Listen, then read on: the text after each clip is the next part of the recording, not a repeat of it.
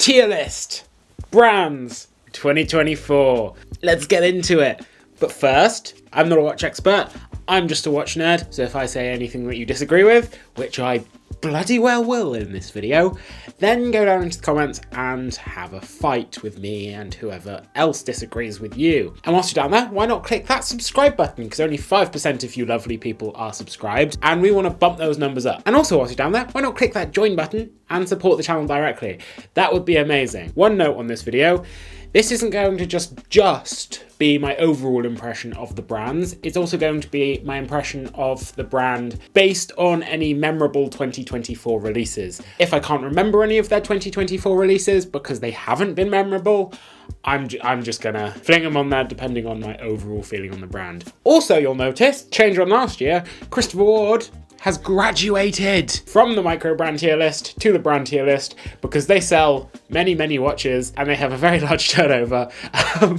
So they're not a micro brand, they're a brand now. And also, you're not allowed to disagree with me anymore because this channel has been featured in the New York Times. There's me. Go to the link in the description and read about me. A new generation of watch collectors. Me. The guy that founded Every Watch, Ironla and Zach from the Timekeepers podcast. Right, into the video. So, Bell & Ross. Did they have any memorable releases this year? Let me rephrase that. Did they have any releases I remember this year? No. What's my overall feeling of Bell & Ross? Good watches, ugly. They just look like they've been ripped out of the dash of a plane. So in essence, not for me. Doesn't mean you shouldn't buy one if you like it, but I'm gonna say, not good. They're all the same style and they're all ugly. Good watches, really not for me. Longines, they've had some cool releases this year. For example, the titanium, I think 39mm Zulu. The new Legend Diver, that was very cool. Some really nice colors. So honestly, I think they've had a very good year actually. Longines, they're sort of on fire. They've upped the build quality. They've had some really nice releases. Still very bloated, very, very bloated product catalogue. And some parts of it are lagging behind, but really, really good signs. Even like the Spirit chronograph and stuff, lovely, excellent watches. Grand Seiko, they just keep chugging along. They chug, make some beautiful dials. Nothing especially memorable. They did make an absolutely insane watch at Watches and Wonders. Cannot remember for the life of me what it was. Very, very complicated, very, very shiny and sparkly and skeletonized. My overall feelings of the brand would be Holy Grail because I love them. Would it be on fire? But based on their releases from this year, I'm going to say they're good. They're not especially memorable. They're certainly not meh because they're still technically marvelous. They're just not particularly memorable. Tag Heuer. They've had a good year, I think. They've had a pretty good year. They've released some amazing Monacos. For example, the Monaco split second chronograph. And the new Aqua Racers. Beautiful. Oh, I forgot about those. Yeah, the new Aqua Racers and the new Aqua Racer GMTs. They've been great this year. You know what? They're on fire. Still haven't had a Holy Grail, but they're on fire. Go Tag Heuer, because they've released some watches in the past and they still have some watches in the catalogue that are sort of crap. But they've had a really good year, some really great releases. Casio. I love Casio. I own a Casio. Casios are cool. Casios are great. Casios are god tier. But what did they release this year? I don't know. I think they released a new all-metal G-Shock that was really nice. Honestly, love Casio as a brand, but I can't name any of their new releases. But because I love them so much, and it's Casio, Holy Grail. Who cares? It's my list. I would demote them just because of the Ed Sheeran release last year. No, screw you. It's my list. It's a dreadful one. Richard Mille. Richard Mille are amazing. It's like wearing an F1 car on your wrist in terms of the technology involved. They're absolutely insane. But in my mind, they haven't released anything particularly cool or memorable this year. And nowadays, they're pretty much only worn by rappers and Jake Paul. And for that reason, Richard Mille are going in meh. Just because they haven't released anything memorable. And whilst I love the watches, I can't think of a single person that I particularly like that's associated with them as a brand. Plus, all the people who do tend to wear them in the public sphere can't pronounce it. They all said Richard Mille. For that reason, Richard Mille is in meh. Nomos have had a great year, depending on who you ask. The Tanganta 38 date in all the different colours. I loved it. I absolutely loved it. And for that reason, they are on fire. Really cool releases. Even the 2 date, recently did a review on that. Lovely watch, lovely cool watch. And I just love Nomos. You may say that they just release the same stuff over and over again. I don't care. It all looks nice. Vacheron Constantin, or Constantin, however you pronounce it. Lovely brand. Love them to absolute bits. Can't remember any of their releases this year. That's bad. That's very bad of me. Despite that, I love them. Therefore, they're going in Holy Grail. There's too many watches released each year. Don't at me. I still love them. Girard-Perregaux. Terry, what's your feelings on Girard-Perregaux? I do love this brand. One of my rare watches, isn't it, actually? The Laureato, the green. The green Laureato. I even like the Aston Martin version. Where am I putting them? That's got to go up the top, I think. Oh, in Holy Grail. Let's go in Holy Grail. Underrated brand, don't you agree? Yeah, definitely underrated. But Terry's chosen. Not enough people know about them as well. We've been in watch places, quite established shops. And people didn't know Girard-Perregaux. Yeah, shocking behaviour. Really weird. Hamilton. I want to love Hamilton's releases this year. And the white dial Murph is really, really nice, but they didn't release it on a bracelet option. And their releases are always just bungled and make no sense to me. They can release the nicest watch, but the strap and selection and stuff just makes no sense. For that reason, I'm actually just putting Hamilton in. They're good. They've got to improve. I think they had a better 2023. Yeah, they've got to try and make more sense in future, because some of the releases, whilst they're good watches, they just don't make a lot of sense. The strap and bracelet options, they're just weird. Tissot, they released an all carbon PRX, and that was sick. For that, and I just like Tissot as a brand. I'm wearing a PRX right now on a wrist buddy strap, wristbuddies.com. Not sponsored. But for that reason, Tissot, they're going top tier good. They're going top tier good, Terry. They're not on fire. It's Tissot, but they're really good watches. I love them. Jacob & Co. They released an interesting USIC Fury limited edition watch that they made like 3 of. They released an all yellow billionaire watch. What the hell else did they do? To be honest, Jacob & Co has the same issue as Richard Mille. They're worn mostly by people I'm not a big fan of. Let's say that. I'm going to try and be more diplomatic in this video. They're worn by people I'm not a massive fan of, except I don't even like the styling of them at all. Very cool engineering, incredible jewellery. But, sorry Jacob & Co, you're getting in the bin because you don't even have the benefit of good styling. Incredible engineering, incredible jewellery, worn by objectionable people in general, and you just ugly fish bowls. Just look at the Astronomia. Grashut Original, sick watches. And this is one of your favourites as well, isn't it? That sky blue retro square chronograph thing is gorgeous. Yeah. Are they good or are they on fire? I think they're on fire. They're on fire. Okay, let's do it. And Zenith, I think they're on fire as well. They had some really cool releases this year. For example, the Defy Diver. Really, really cool release. My favourite release, though, is the El Primero date moon phase thing that they did. Absolutely sick.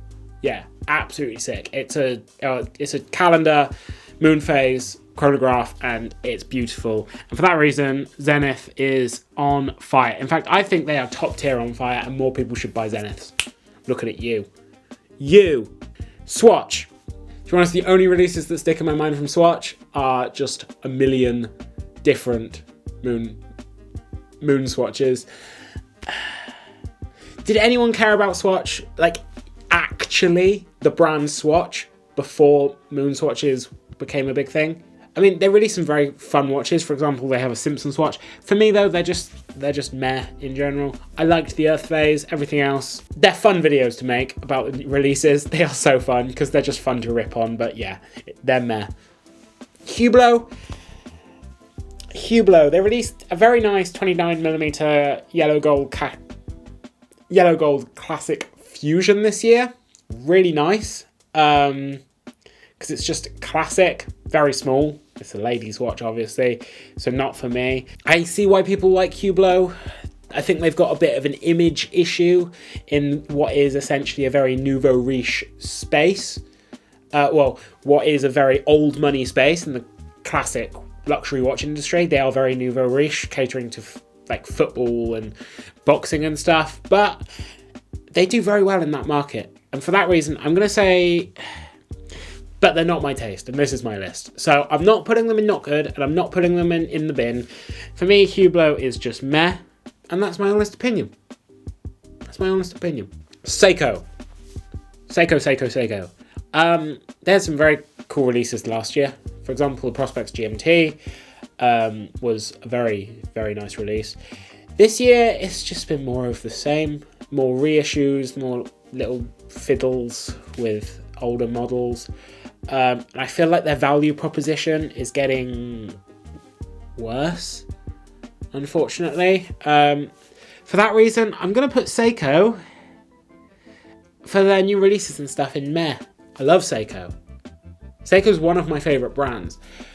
I just feel like they could up the levels from where they currently are at and increase the value proposition. I mean, their watches are horrifically inaccurate for what you're paying. Yeah, they need to up the levels. My Prospex GMT, it's like within 15 to 20 seconds a day, which for a £1,400 watch is bad. There's so many brands that blow out of the water. So, love you, Seiko. Just up the game on future releases. Panerai. I don't like Panerai. What have they released? Not good. Sorry. Gucci. Gucci's upped it. If you'd have asked me 2 years ago, Gucci would have been in the bin. But in the haute horology section, they've really upped the levels. So I'm going to put Gucci in meh. But that's a good thing. That means they've improved in the high-end standpoint, but their low-end watches are still garbage. But they're improving. Every year they're improving. So good gob Gucci. There we go. Keep going. You're not going to do a House of Gucci impression? You know you want to. Yes, me, Jared Leto. Yahoo! It's a tier list. I had to do an accent. F. Pigeon. Where's F. Pigeon going? I don't know. I mean, if I was going to be honest, for like the build quality and like how good the watches are, they'd be Holy Grail. But I'm going to put them good. Don't really know where else to put them. I don't want to anger too many people, so they're just going in good. Incredible watches, but no, actually they're on fire. FP Journe are just always sick watches. You get one at any time, and they are stunning, awesome watches. Piaget is on fire. Absolutely on fire. No, actually they're good. Piaget are good.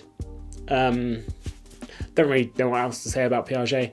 They actually, no, I change it back. Piaget are on fire because the Polo 79, I believe it is, the all yellow gold retro looking beast that they released, absolutely stunning. I love it so much. Hopefully it wins at the GBHG. Stunning, one of my favourite releases of the year, the Polo 79. Good job, Piaget, with that one. Omega, they've had some sick releases. First Omega in space. Lacquered black dial, Aquaterra, white dial Speedmaster, bunch of other stuff. Really cool releases. And then they did sort of ruin it with the yacht thing, the giant Seamaster chronograph that was overly expensive, quartz powered and crap. So they're going in on fire. We've got a lot of watches on fire, but oh well. Breitling, I'm not a fan of their new releases. They've had some cool Avengers. The new Endurance Pro 38mm was very cool. Not for me. They're just very middle of the road, I think. I think their new releases for me are quite meh. I love them as a brand. They're the brand that got me into watches. Incredible brand. I've got one. The Avenger 2 Seawolf. Their new releases just aren't really for me. Rolex. In general, they'd be in on fire or good. Because I can remember pretty much all of the Rolex releases from this year. They're going in meh. Based on their releases from this year. I think they had a bad Watches and Wonders. They did not have a great Watches and Wonders. I solid yellow gold deep sea is horrific.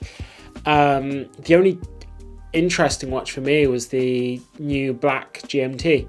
Sorry, Rolex, I love you. You make some stunning watches, but you didn't have a very exciting year. Frank Muller. Oh, that's not good, sorry. Frank Muller's going in the bin. They're not interesting. They are really not interesting. A Lange & incredible. Was it last year or this year? They had the titanium Odysseus chronograph. One of my grail watches, one of my absolute grail watches. And then this year they had a bunch of crystal dial watches. So like they've got a frosted crystal dial, stunning. I think we get a Zeitwerk and a Lange 1, all of these. For that reason, a Lange & is going on fire. They haven't had like a big standout model from this year, but I love them and it's my list, so go poo yourself. Stunning brand. Absolutely lovely, lovely, lovely.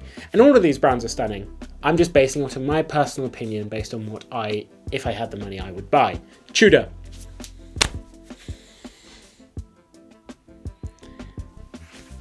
Holy Grail. They've had an incredible year.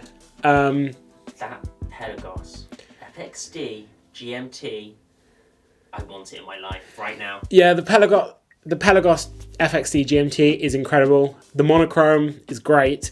The 58 GMT is beautiful. The cycling edition is so cool.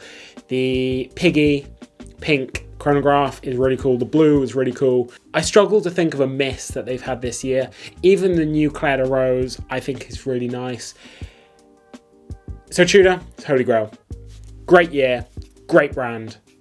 Well done, Tudor. That's all I have to say. Frederique Constant. They're good. I really don't have a lot to say on Frederique Constant. They've been improving. You'd have asked me last year or 2 years ago. They would have been in meh, not good. So they're improving all the time. And I think pretty much the same with Zodiac. They're good watches. Terry likes them a lot. I like Zodiac. I want a Seawolf. Yeah, Terry wants a Seawolf, but in general, not so much for me. They're the coolest brand in the Fossil group by far, but for me, they're just sort of middling, and it's my list. So I liked their Laser Quest ones from last year. Yeah, the Laser Quest ones were really cool. Parmigiani is massively represented in the nominations for the GPHG. Does that affect my ranking? No. So they're good. They're good. They're not really my styling. They're very flamboyant Italian. Not really my style. Still amazing, incredible quality watches. But they can live there. Oris, the brand that sounds like it's named after what you see when someone turns around. Can I see your Oris, Terry? Give me a spin. Oris is great. They had a really, really cool recycled C plastic dial this year. I really liked it. So they're going in good, but they're just not incredible. I like them, but they can live there. Moser. For me, Moser is simplicity done perfectly. And for that reason, they are on fire. This list is very much tilted upwards, but I think that's good. It's a very positive list. Needs to be more brutal. We need to be more brutal, but I like being happy. So Moser's going on fire. Their collaboration with Studio Underdog, who will be on the micro brand tier list that we do next, was awesome. That perpetual calendar is sick. It's one of the most simple executions of a perpetual calendar I can imagine. And honestly, beautiful watch, sick watch, well done, H. Moser and Co. Blancpain. Ooh, their ceramic 50 fathoms bathyscap that we did a video on. The all ceramic, yeah. Overall, they've had a very good year, so they're going to go top tier good. I'm happy with that placement. Blancpain are incredible. I think they're very, very too often overlooked. They haven't had a lot of standout releases this year, but the bathyscap ceramic was incredible. Just a stunning watch. So for that reason, they're going to go very top tier good. Rado. I'm not a big fan of Rado. I only really like the Captain Cook and what is ever done with Rado. So I'm just going to put not good. It's based purely on my feelings. Sorry, India. I know that you're that you like. Very popular brand in the sort of east, in the Middle East, in the subcontinent. Not for me though. Not my styling. Christopher Ward. They've just had banger after banger after banger after banger this year. Same as Tudor, really. I don't think they've really had any misses. I mean, our most negative review that we've done on Christopher Ward was the moon phase. And my only criticism of that was it was too big. Beautiful watch, incredible build quality and stuff, stunning looks, just too big. And for that reason, for that to be their biggest miss, in my eyes, is madness. I mean, the moon phase is nominated for the Petite Aiguille at the GBHG. So I must be wrong, because the GPHG disagrees with me. So Christopher Ward's going in Holy Grail. Sorry about that. Citizen. Some people call them Shitizen. They've had some really cool releases, like getting into mid-tier or like low-level mid-tier luxury now. For me, overall, Citizen's in meh. I'm not a massive fan of the brand. I wouldn't buy one. I think they make some really cool like ultra endurance or ultra durable watches. Just not a big fan of them overall. IWC, they have the Eternal Calendar. Really, really cool watch. It's good. It's an Eternal Calendar, 45 million years. Sue me for thinking that's awesome. Creedor, what do Creedor actually do? Let's be honest. Simplicity done perfectly though, in essence. So Creedor, based on my opinion, are going in good. But other than the issue 2 and like different versions of that, I can't really name you anything they've done, but I love them. So AP, have they done another like weird... They've released 1 million versions of the Code 1159 and 1 million versions of the Royal Oak and Offshore this year. I'm sure that's all they've done. For that and I love AP. I want a Royal Oak. Like a 38mm chronograph or 37mm jumbo are 2 of my absolute grail watches. But based on the last year or so, they can go in good because they're AP and I want a Royal Oak. But yeah, now we're at Bremont. We are at Bremont. If I was going to judge Bremont purely on their releases for the last 12 months, or since Watches and Wonders, they'd probably be not good. But I like them as a brand. I do. I know some people at Bremont, and I think their latest release, the Supermarine Ceramic, has rescued it slightly for me. Just wish the logo was different and straight. So that rescued the year for me somewhat from Bremont. It showed what they are capable of. I just think the Terra Nova was a big miss overall. I really like the black ceramic, but... And the green. And yeah, the green bezel was lovely. But every time I see that logo, I just see Stone Island. But I really would love that watch. If you placed that logo and the Stone Island logo next to each other and took away the text, I couldn't differentiate. I couldn't tell you which one was which. I genuinely couldn't. For that reason, Bremont are going bottom tier meh. The reason that they're that high is because I love the people there. I love the brand. I love their back catalogue of watches. They've just had a bad 12 months.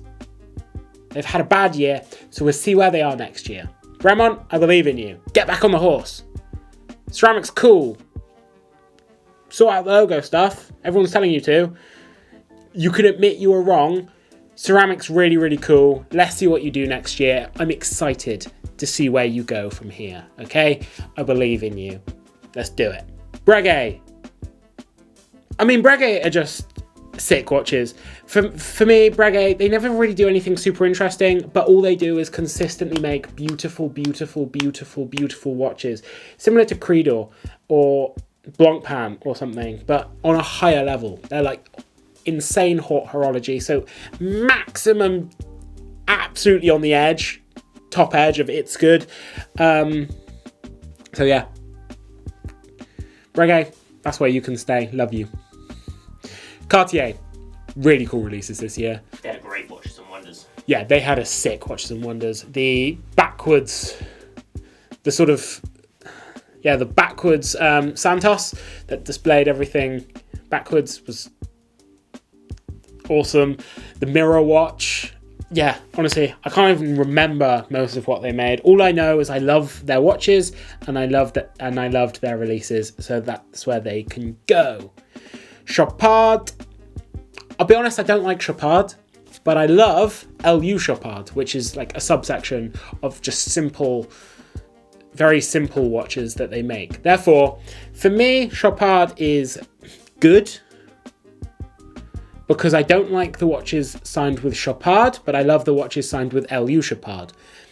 Make it make sense. They're two very different styles within the Chopard brand, but Chopard are going and it's good. And they did have that amazing forest green three-hander. Well, it was a time only, beautiful steel watch with the sub-seconds. Yeah.